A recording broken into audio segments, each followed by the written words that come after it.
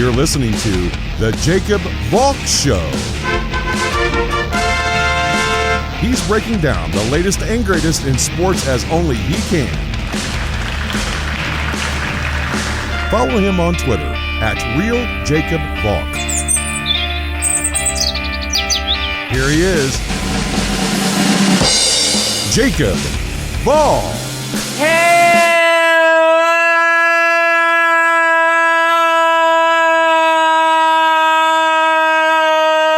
Hello, sports fans. Welcome to another edition of the Jacob Valk Show.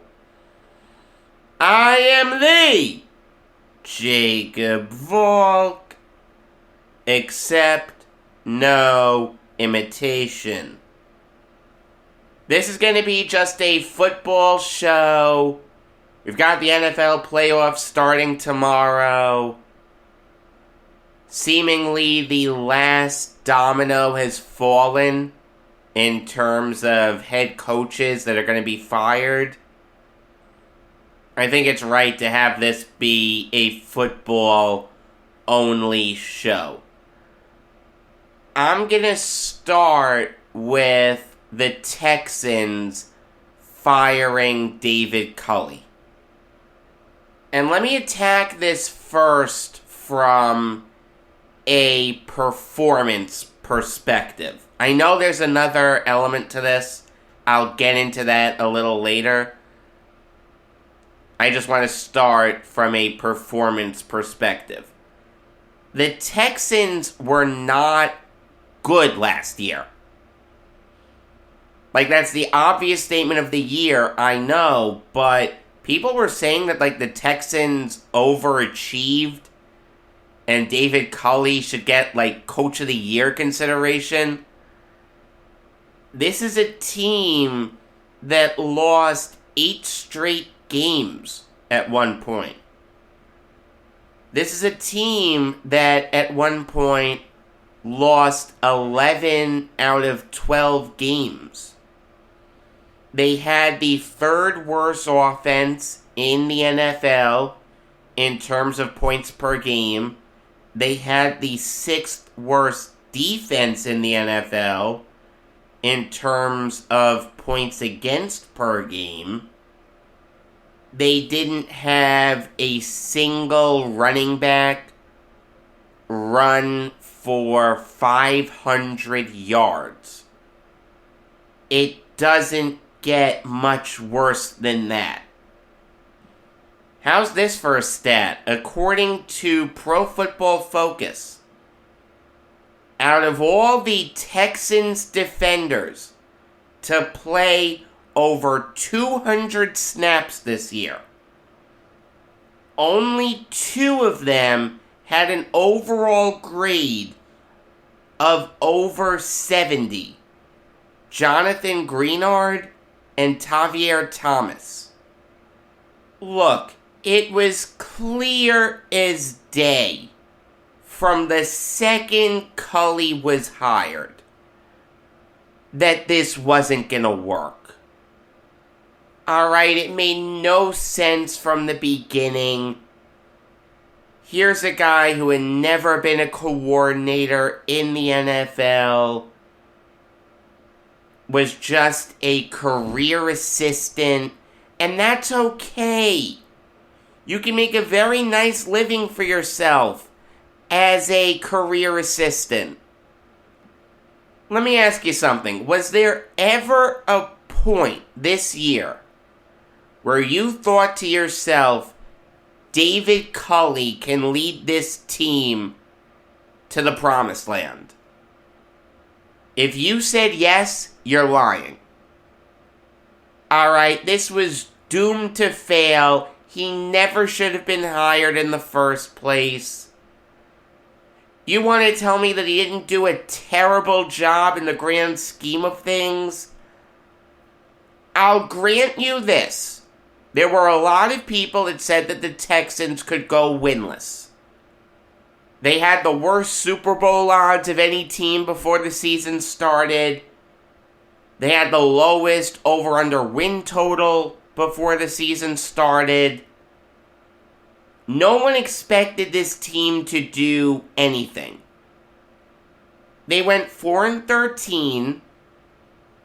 They beat a couple good teams in the Titans and Chargers.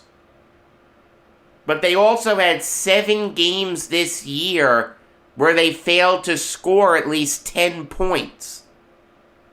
You want to tell me that Davis Mills looked better than you expected him to? I'll give you that, alright? Mills looked solid this year. Completed 2/3 of his passes for over 2,600 yards, 16 touchdowns to 10 interceptions. He probably had the second best season out of any rookie quarterback. Obviously, Mac Jones had the best.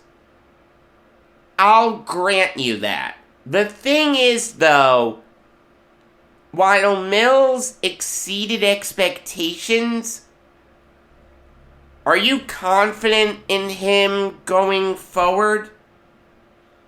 Let me ask you something, Texans fans. Would you sign up right now for Davis Mills being your starting quarterback for the next 5 years?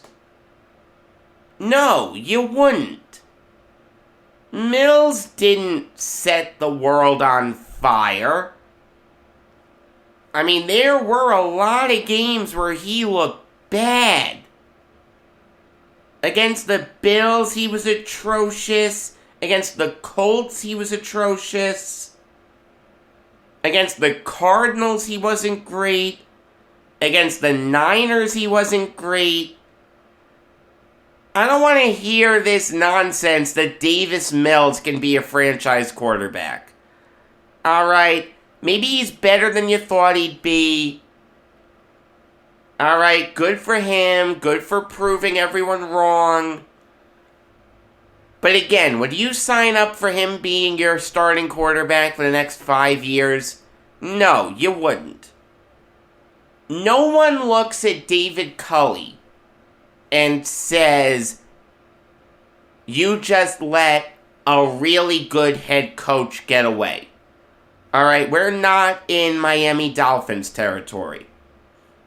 The thing is, though, it's a really bad look to fire a head coach after just 1 year. Unless things go catastrophically wrong, and the team only finishes with 1 or 2 wins, you really can't fire a head coach after 1 year. Even then, though, if things go catastrophically wrong and you brought in that head coach, that's a bad look for you. You hired this guy. Things couldn't be any worse. That's a bad look for you. David Culley signed a 4-year contract with the Texans worth $22 million. He will get $17 million from the Texans for 3 years just to either sit on his couch and watch football or to possibly coach against them. That is a terrible look. You cannot fire a head coach 1 year after giving him a 4-year contract worth over $20 million. That is insane. You want to tell me you realized that you made a mistake? And you wanted to cut your losses now? That doesn't work for me. Everyone in the NFL was telling you that you made a mistake. No one said anything good about the David Culley hire. I killed that hire when it happened. It was so obvious that this wouldn't work.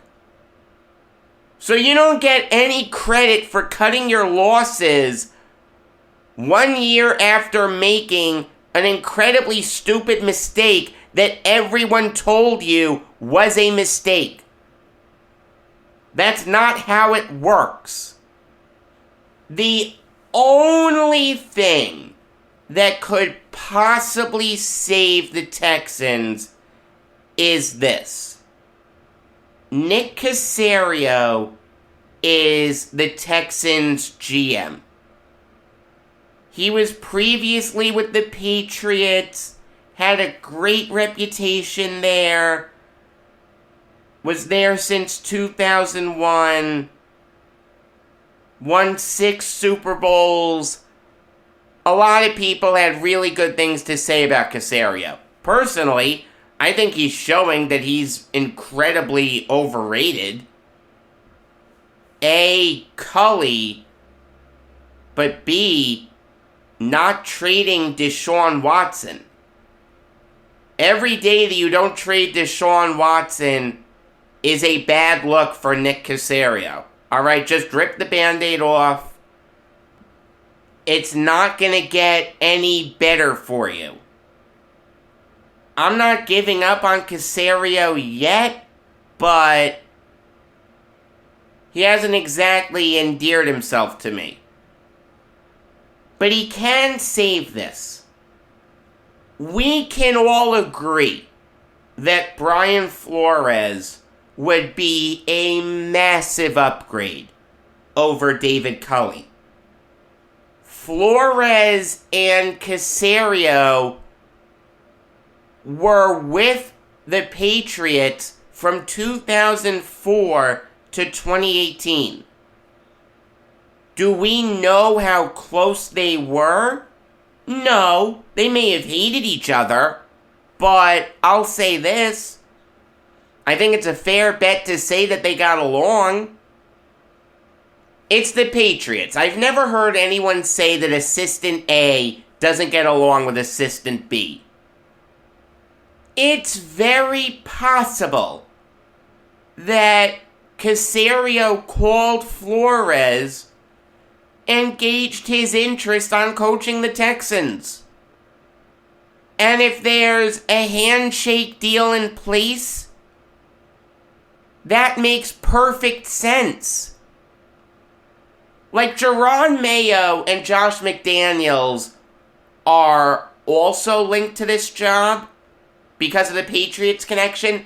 That doesn't work for me. You had the opportunity to hire those guys last year, and you didn't. Flores you couldn't get. And there's no question that if given the choice between Flores, Mayo, and McDaniels, everyone would take Flores over Mayo and McDaniels. So if you can get Flores to go to Houston, that makes sense. But that is the only way that you can save this. If you bring in Mayo as head coach, if you bring in McDaniels as head coach, if you bring in someone without a Patriots connection, a guy like Eric Bieniemy or Brian Daboll or Matt Eberflus, someone like that, that's not going to work. It has to be Brian Flores. That is the only way that this works. And it would negate some of the bad blood that the Texans have now engendered by firing Culley. I mean, we get this every year whenever a black head coach is fired, but this head coaching cycle, it's pretty bad. There's now only one black head coach in the NFL right now. There was 3, but Flores and Culley were canned. Now there's only 1. Mike Tomlin of the Pittsburgh Steelers. The majority of NFL players are black. So to have only 1 black head coach isn't a great look when you look at it from a diversity perspective. The thing is, though, I don't want to hear any nonsense that these guys were fired because they're black. We have no evidence of that. To insinuate that is absolutely ridiculous. If you're going to say something like that, you better have proof. I mean, let's think about why Culley and Flores were fired. Presumably, Culley was fired because Caserio knows that he can get a better head coach in. Whether it's Brian Flores, Gerard Mayo, or Josh McDaniels. Also, Flores and Mayo are black, so that immediately negates the racism aspect if one of those guys takes over for Culley. And Flores was fired from the Dolphins because he was having issues with Chris Grier, the GM. Chris Grier is black. You have no evidence that any of this was racially motivated. Does the NFL have a problem with the lack of black head coaches? Yes. Yes, it does. No question about that. It's long overdue. And when I say long overdue, I mean it's long overdue for Eric Bieniemy to get a chance to be an NFL head coach. You can make the argument for Byron Leftwich. You can make the argument that Todd Bowles deserves a second chance. As much as that kills me to say because I hated Bowles with the Jets. You can make the argument that Leslie Frazier deserves a second chance. You can make the argument that Vance Joseph deserves a second chance. It would be great if the NFL had more black head coaches. There's no question about that. Why don't they have more? I don't know. I don't think it's racism. I really don't. See, the thing is, there are also some white coaches that it's high time they get an opportunity to be a head coach. Guys like Brian Dable and Matt Eberflus deserve a chance. Brian Callahan would make sense too. The thing is, when every coaching carousel stops spinning, there's gonna be at least one guy who you're stunned didn't get hired. Stupid teams make stupid decisions. Alright? They just do. I understand that it's a terrible look for the NFL, a majority black league, to have only one black head coach right now. That's terrible. That's inexcusable. It needs to change. But the NFL is making a concerted effort to fix that. They've modified the Rooney Rule. They're awarding picks to teams who see minority personnel get promoted. When Robert Saleh was hired as head coach of the Jets, the 49ers were gifted an extra third rounder. It came after the compensatory picks. It was 102nd overall. The Niners took Ambry Thomas. So the NFL is making a concerted effort to reward teams for hiring minorities.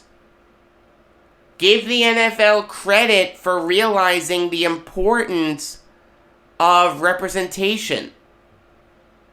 But to insinuate that David Culley was fired because he's black, unless you have hard evidence of that, you can't make that allegation. Alright, now it's time to preview the first 5 wildcard games. I'm going to save Cardinals-Rams for Monday because that game's being played on Monday. Maybe something new comes out about it. So I'm just going to preview the first 5 games. I'll go chronologically. That means I'm going to start with Raiders-Bengals. An absolutely incredible turnaround for this team. I don't think anyone expected the Raiders to be here. John Gruden gets fired midway through the season. Henry Ruggs gets cut. Damon Arnett gets cut because they both act like idiots. Somehow, some way, Rich Bisaccia, the interim head coach, held this team together and rallied this team to a playoff berth. They won their last 4 games to get here. They beat 4 really good teams: the Browns, Broncos, Colts, and Chargers. Let me tell you something. Rich Bisaccia deserves to be the head coach going forward. And you remember when I said when all of this was happening that the Raiders need to blow everything up? Get rid of everyone, get rid of all the Gruden guys. You can actually keep these guys around now. Now that the Raiders have proven that they can move past all of those distractions, you can actually stick with this group. I'm stunned that they were able to right the ship, but give Bisaccia credit. He was able to. If the Raiders are going to win this game, it's going to be in a shootout. Now, I know what you're thinking. You're thinking that the Bengals offense is much better than the Raiders offense. The Raiders won't be able to keep up with the Bengals in a shootout. Well, not necessarily. I understand that the Bengals averaged the 7th most points per game this year, whereas the Raiders were middle of the pack. But think about it. What was the issue with the Raiders this year? Besides their off-the-field controversies. Their defense. From an on-the-field perspective, their biggest issue was their defense. They gave up the 7th most points in the NFL. Sure, they have some really good players. Max Crosby was insane this year. Nate Hobbs had a really good year. Casey Hayward had a really good year. Wouldn't mind him on the Jets. Trevon Moehrig had a really good rookie season. The thing is, though, once you get past those guys, the Raiders' defense falls off a cliff. Guys like Denzel Perryman, Jonathan Abram, Brandon Faison, Quentin Jefferson, etc., etc. Those guys are not good players. The Raiders really don't have a chance to slow down this Bengals offense. I mean, Justin Herbert and Joe Burrow are similar quarterbacks. The Bengals and Chargers are similar teams. Think back to the Sunday night game. The Raiders were up by 15 points with under 8.5 minutes left in regulation. The Chargers were able to tie the game. Fourth down conversion after fourth down conversion after third down conversion after third down conversion. The Raiders' defense isn't going to be able to stop Joe Burrow. Flat out, it's just not going to happen.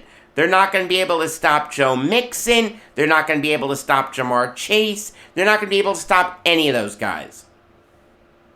But it's not out of the realm of possibility that they can keep up with those guys.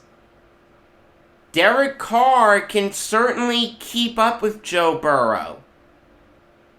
You saw Josh Jacobs on Sunday night have a fantastic game, over 130 rushing yards and a touchdown. He can go off. Hunter Renfrow can go off. Darren Waller can go off.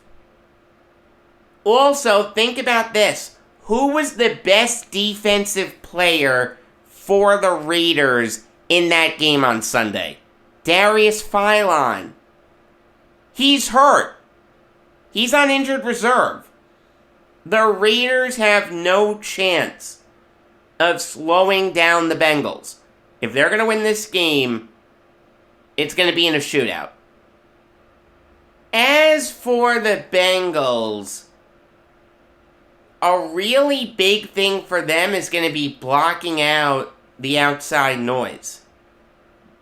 This is a team that hasn't won a playoff game since January 6th, 1991. That's 31 years ago.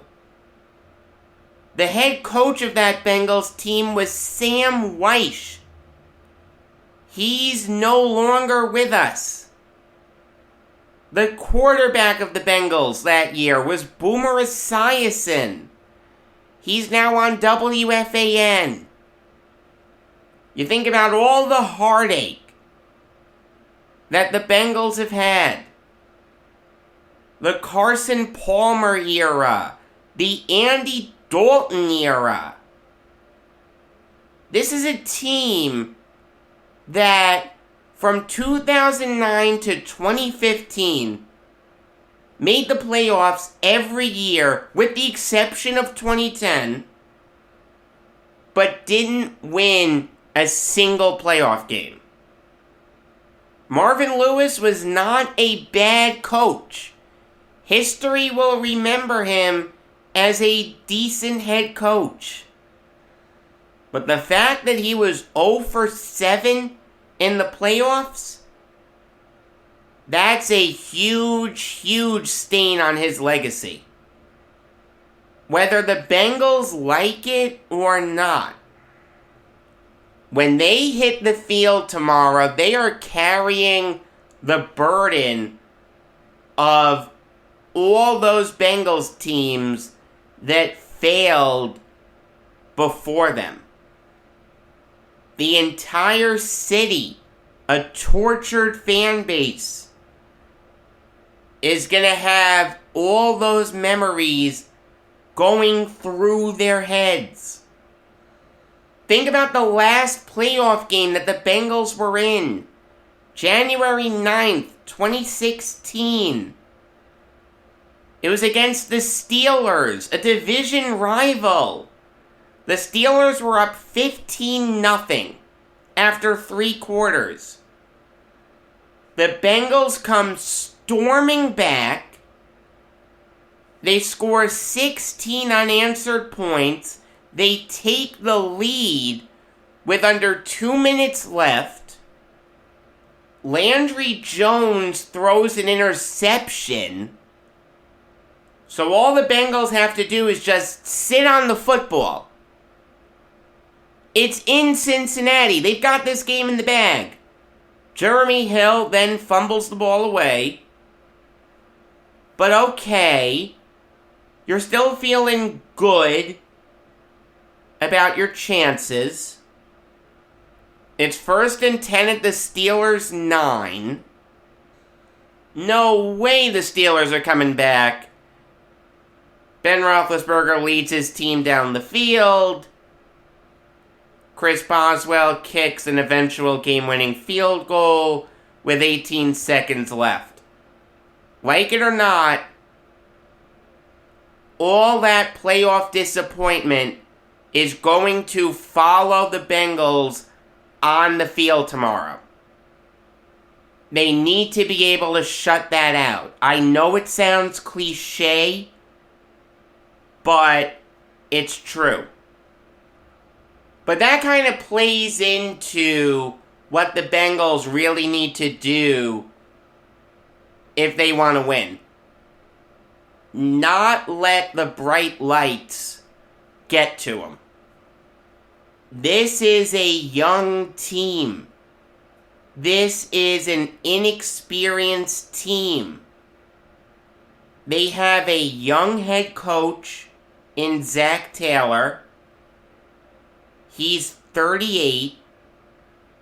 They have a young quarterback in Joe Burrow. He's 25. A young running back in Joe Mixon. He's 25. Young wide receivers in Jamar Chase, who's 21. T. Higgins, who's going to turn 23 on Tuesday. And Tyler Boyd, who's 27. On the defensive side, Chidobe Awuzie is 26. DJ Reader's 27. Von Bell is 27. Trey Hendrickson is 27. Even Mike Hilton's 27. BJ Hill is 25. This is a very young Bengals team. And sometimes what happens with young teams is their first taste of playoff football, the bright lights get to them. They fold like cheap suits. Veteran presence is very important. Unfortunately for the Bengals, they really don't have that. Now they do have an ace in the hole, though. Not that long ago, Joe Burrow was in the national title game. He had the lights on bright. He was in the CFP. What happened? He put up 63 points against Oklahoma in the Peach Bowl. Then in the national title game, he put up 42 points against Clemson. It capped off one of the greatest seasons in college football history. I know Burrow's young. There's no question about that. He's 25. But he's got to use that experience playing in the CFP, playing in the national title game, capping off the perfect season. And he's got to calm his team down. They're either going to be overwhelmed by the bright lights, or they're going to be so eager to prove themselves that they may make mistakes. It's up to Burrow to calm those guys down before things get out of hand. all in all, the Bengals are the better team. The game is in Cincinnati. This is a very exciting Cincy team. I've got to go with the Bengals. But, again, let me say this. Rich Bisaccia deserves to be the permanent head coach. You shouldn't even need to interview anyone else. Moving on now to Patriots Bills. Oh, is this going to be a tough game for me to get into? I mean, it's bad enough that the Patriots are in the playoffs. But they have to go up against the Bills? Another division rival? I have to root for the Bills? Ugh.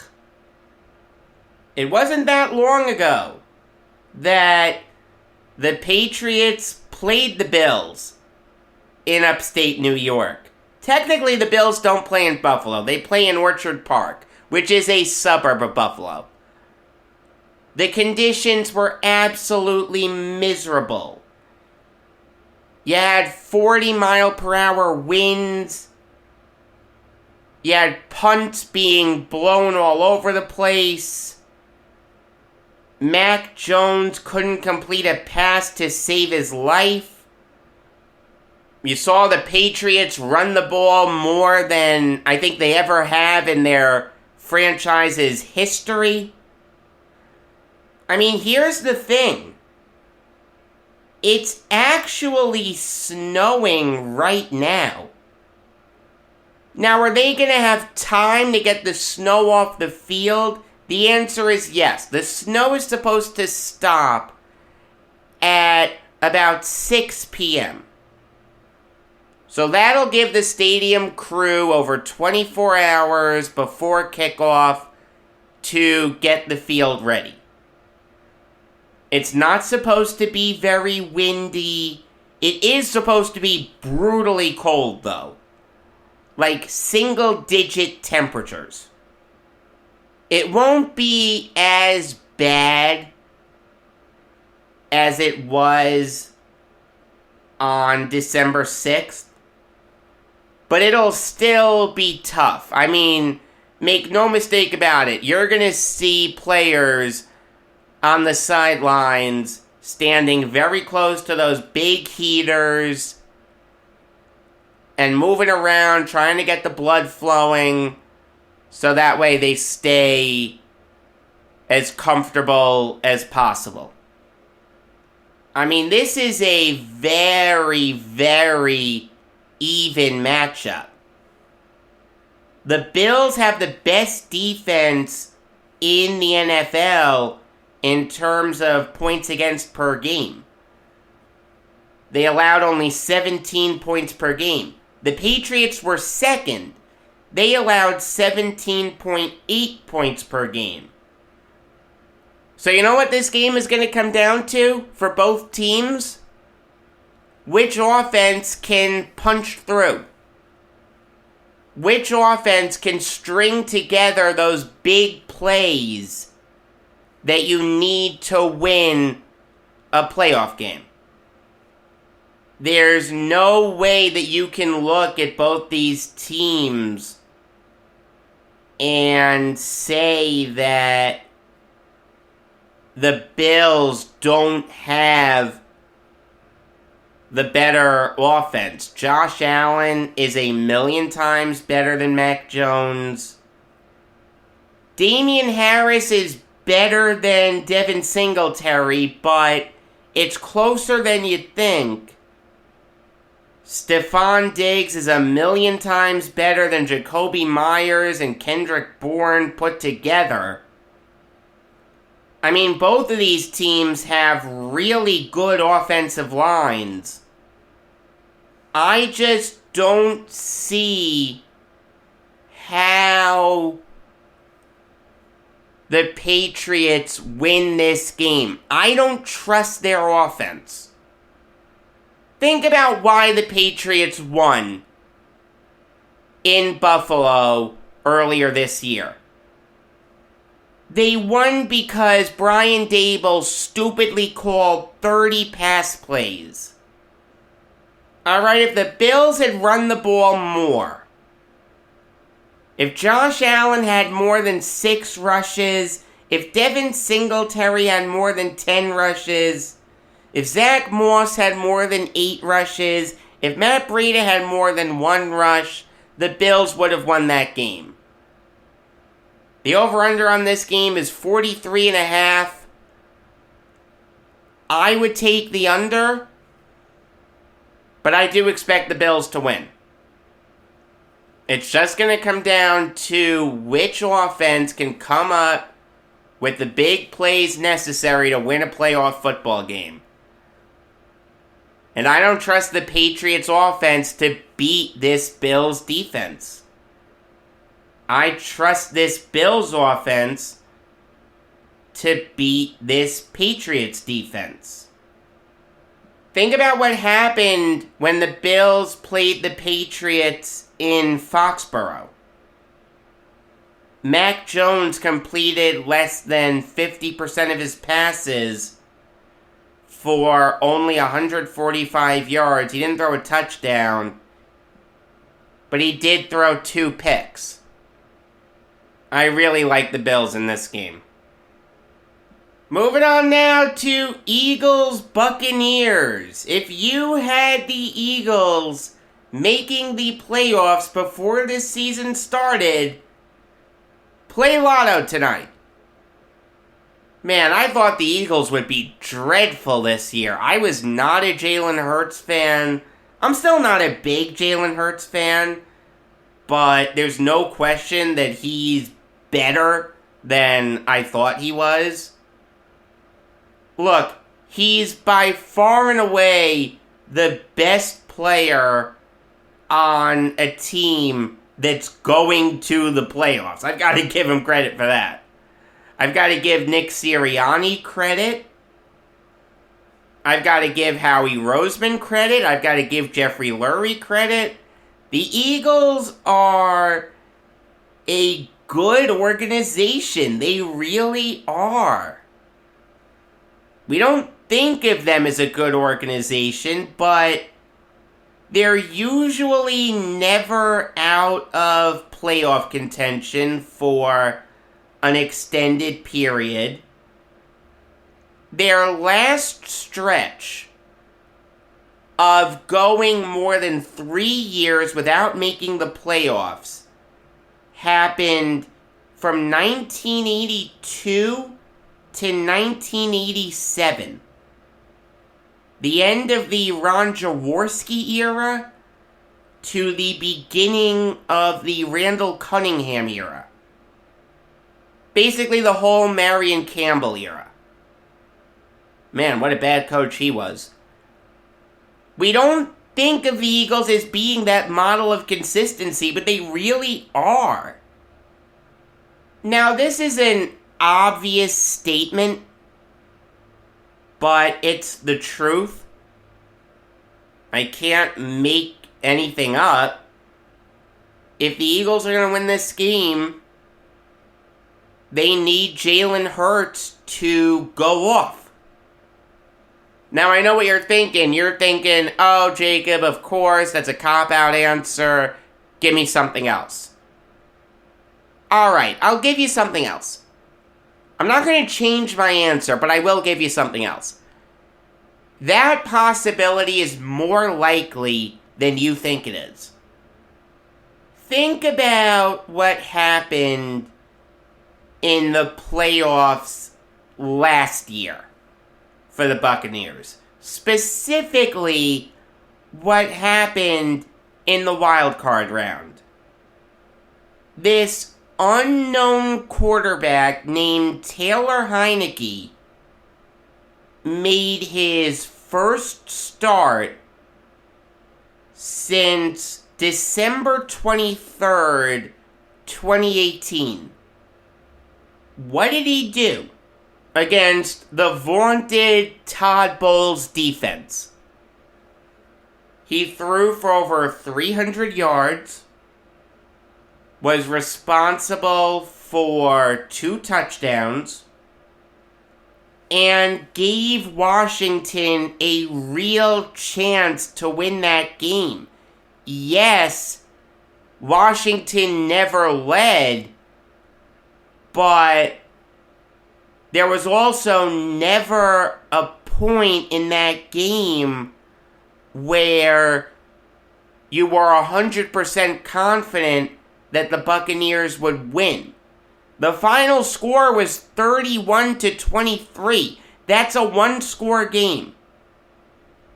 Let's be honest. Last year in the playoffs, with the exception of the Super Bowl, alright, Todd Bowles put out a perfect game plan.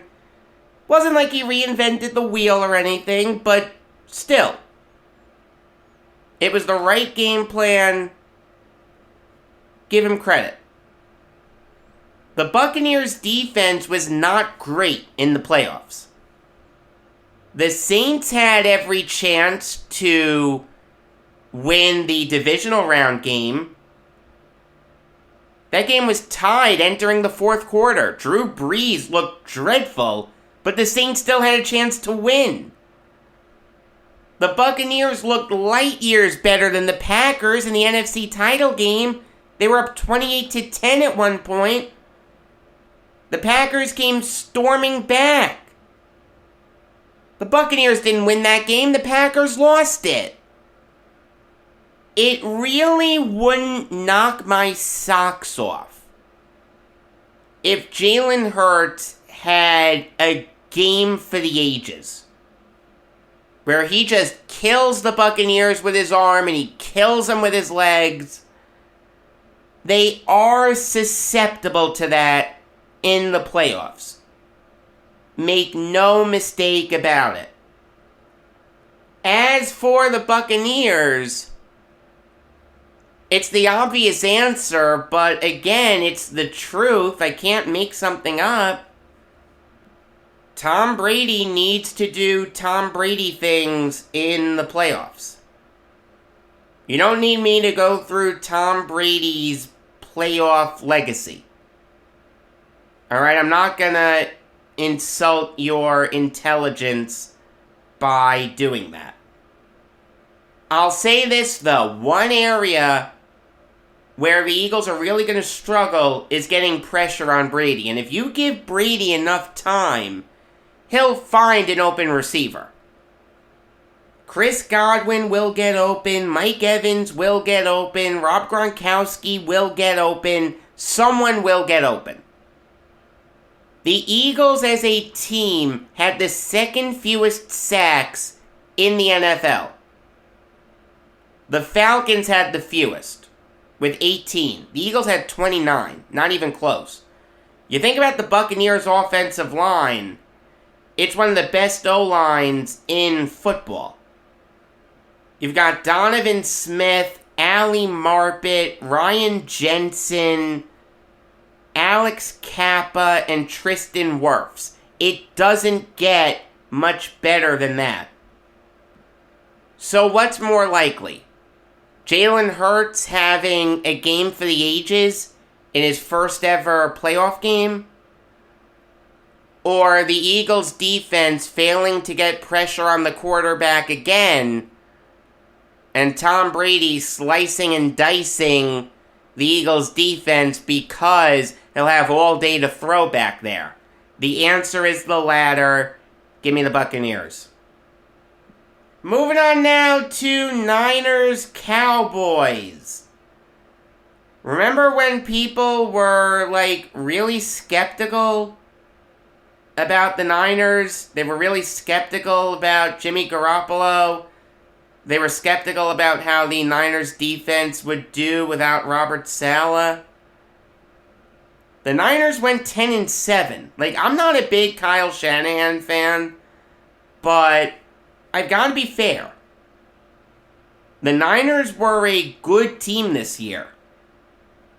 Now, even though Garoppolo had a better year than people thought he'd have, he completed over 2/3 of his passes for over 3,800 yards, 20 touchdowns to 12 interceptions.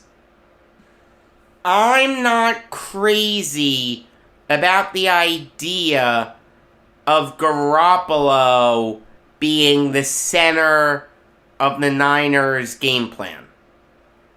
The Niners are better when they run the ball a lot. The Niners went 8-3 to finish out the season.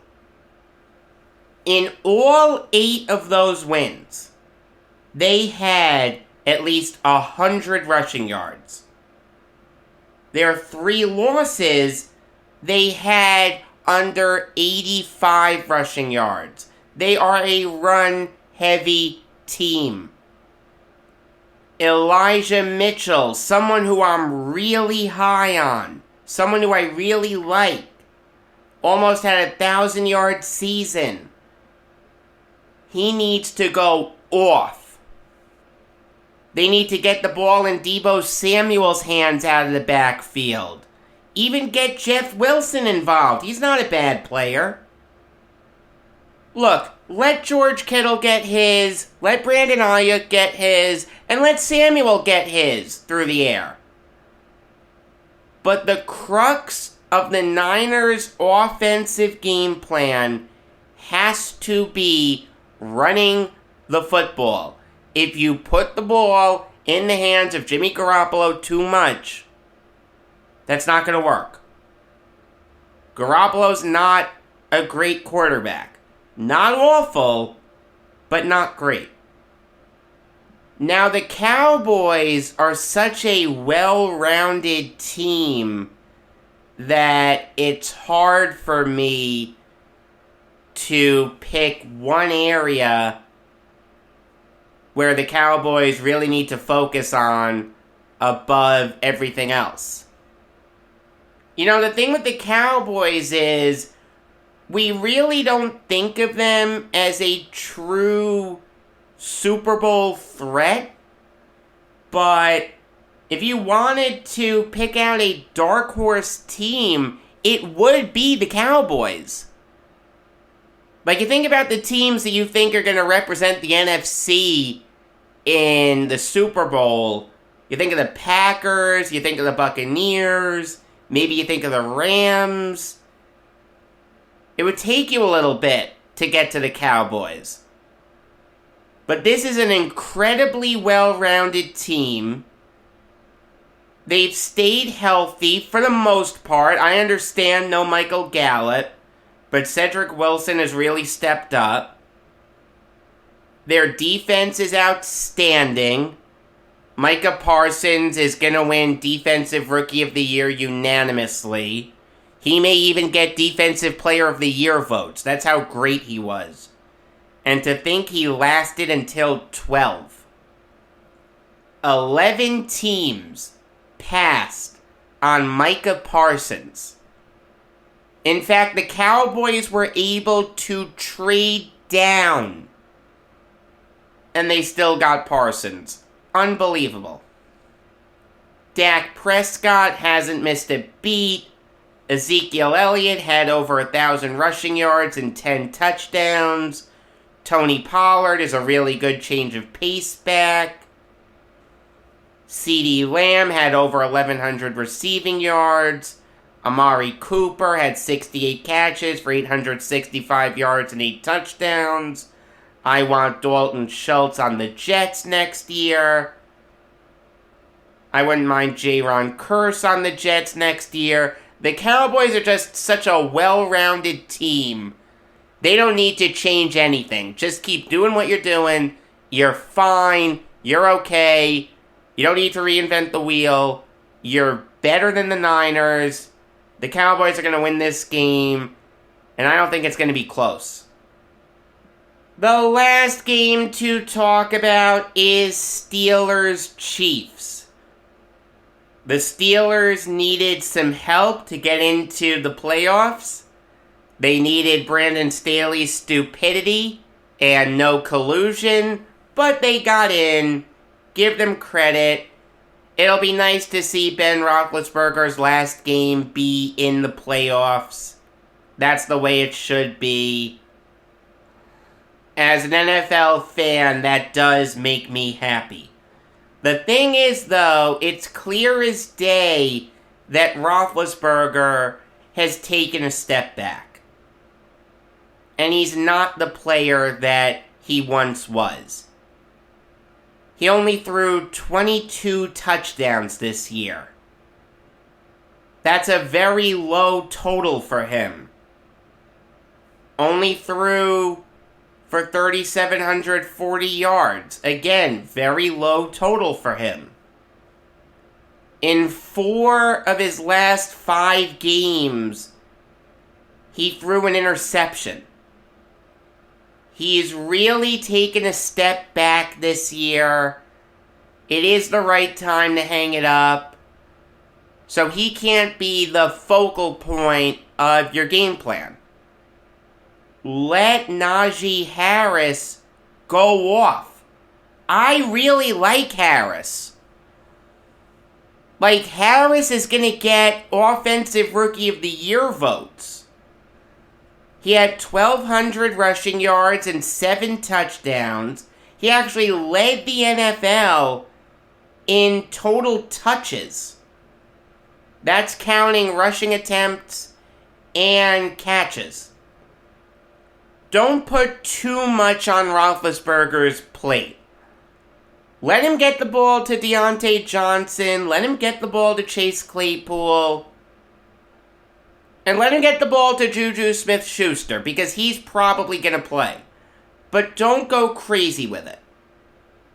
Let Najee Harris be the focal point of the Steelers' offense.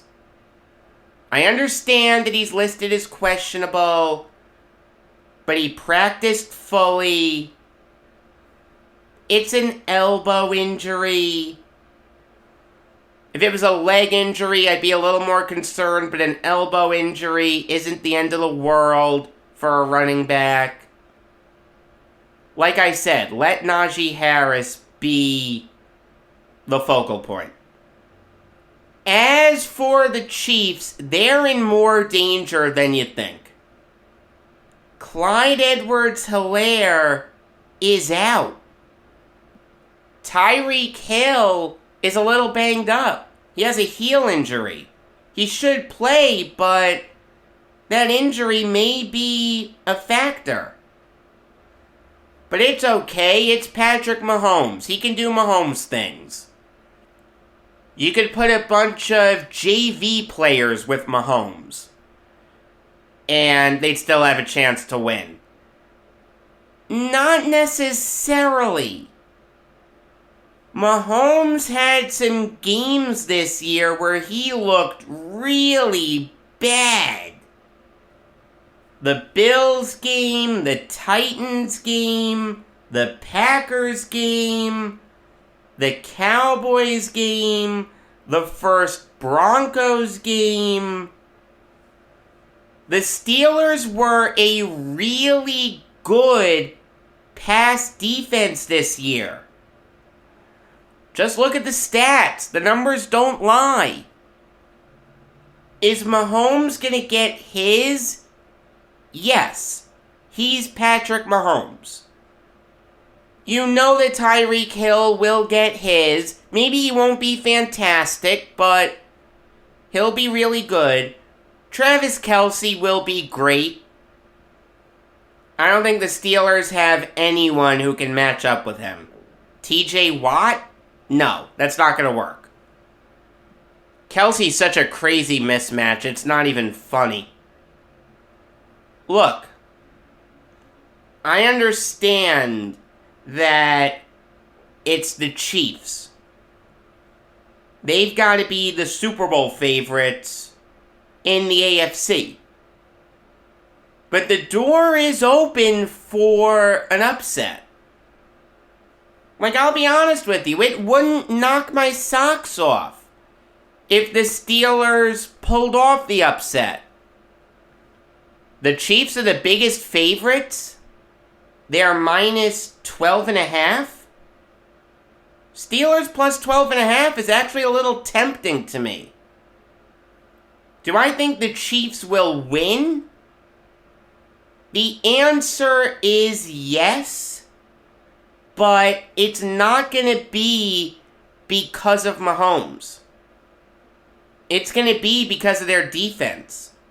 I'm looking at guys like Chris Jones, Rashad Fenton, Mike Hughes, Melvin Ingram, Juan Thornhill, the Honey Badger, Nick Bolton, Charvarius Ward, L'Jarius Sneed, etc., to step up and make the Steelers' lives very difficult.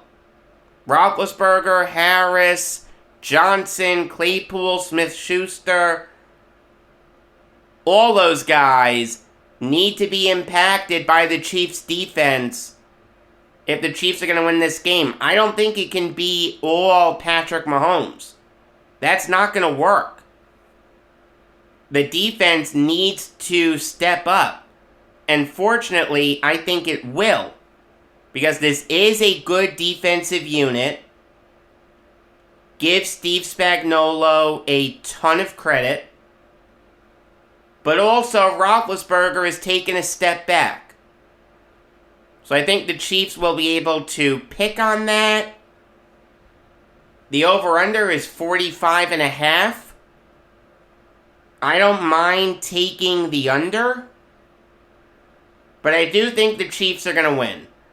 I know I picked all home teams. I'm not crazy about that, but I got to call it like I see it. I think all the home teams will advance. Except maybe the Rams, because I'm not going to make a pick for that game yet. There's still a chance that I can throw an upset in there. Maybe. You'll have to wait and see. Until Monday afternoon, which is when you'll get the next regular episode of the Jacob Valk Show. Obviously, you get new episodes every weekday afternoon. New York Islanders show will come your way Monday night. Until next time, I'm Jacob Valk, and always remember, if you disagree with me, you're wrong.